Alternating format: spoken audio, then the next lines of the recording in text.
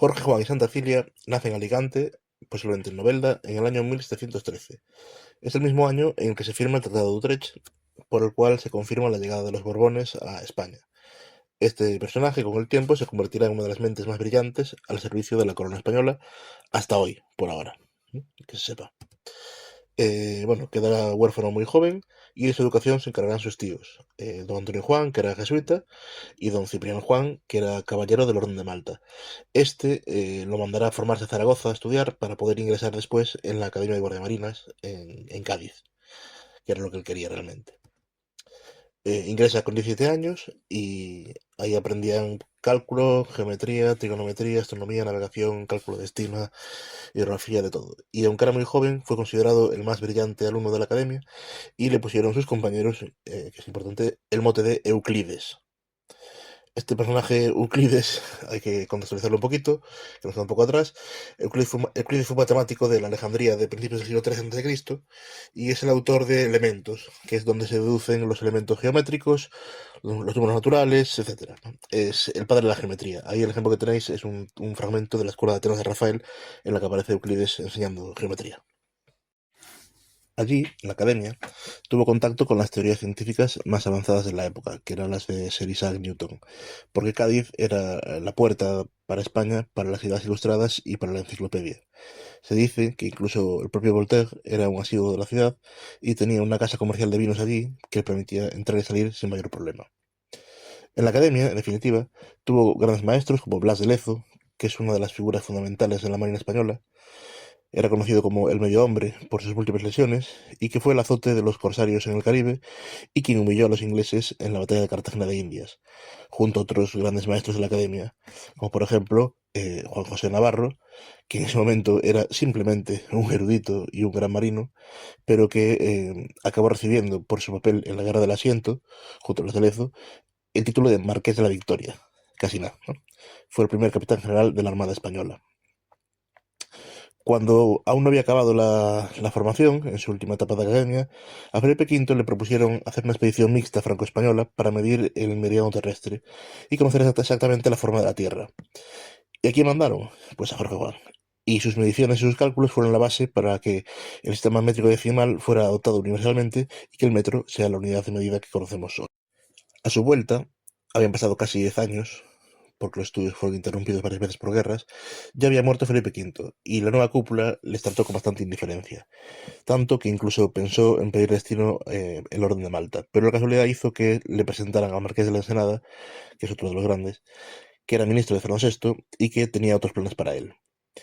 En el año 1748, apenas 3 años después de haber regresado y publicado sus mediciones, es enviado por orden del Marqués de la Ensenada a Londres para informar de los avances británicos en la construcción naval, la navegación, etcétera, y fichar a los expertos de los astilleros de Londres para que vinieran a España a hacer el trabajo y formaran también a los trabajadores españoles.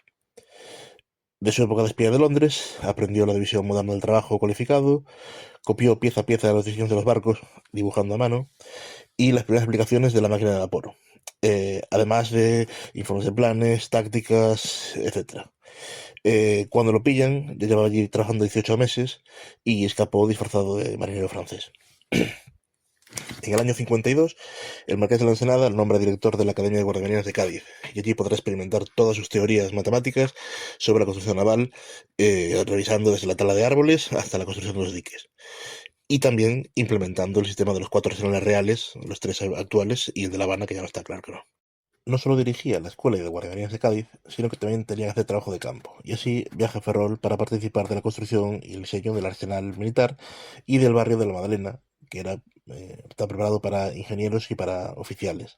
Esto lo hacía junto al ingeniero militar Francisco Llobet, aunque tuvo que dejar el trabajo porque en el año 54 lo ascienden a ministro de Comercio, coincidiendo, o debido a más bien, al complot que hizo que el Marqués de la Ensenada cayera.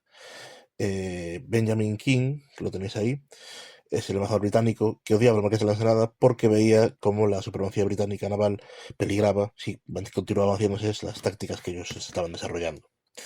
En España no todo el mundo estaba de acuerdo con el Marqués de la Ensenada porque dejaba de lado el sistema tradicional naval y también porque había reformado el ejército de tierra. Así que el secretario de Estado, José Carvajal, estaba en su contra y su sucesor, Ricardo Gual, también. Así que lo acusarán de alta traición, porque había abrido planes de batalla sin el consentimiento real.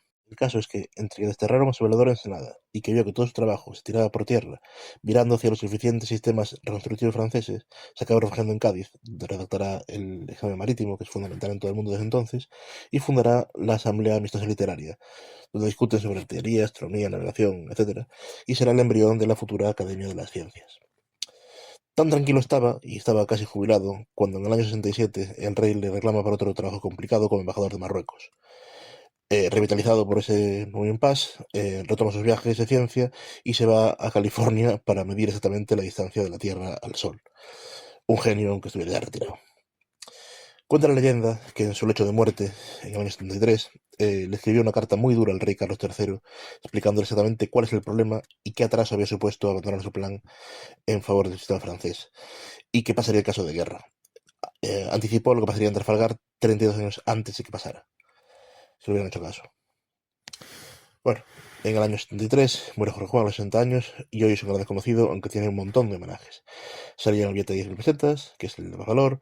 Hay decenas de obras suyas, estatuas, colegios con su nombre. Bueno, el gran obelisco de Quito que vimos antes. En fin, un genio para siempre. Y después en Ferrol, seguro que ha sido una de sus grandes satisfacciones, se creó la Cátedra Jorge Juan, que es una colaboración académica entre la Armada y la Universidad, en este caso la Universidad de La Coruña. Esa unión del mundo académico y del mundo militar es por lo que él siempre apostó, y estoy seguro de que le estaría encantado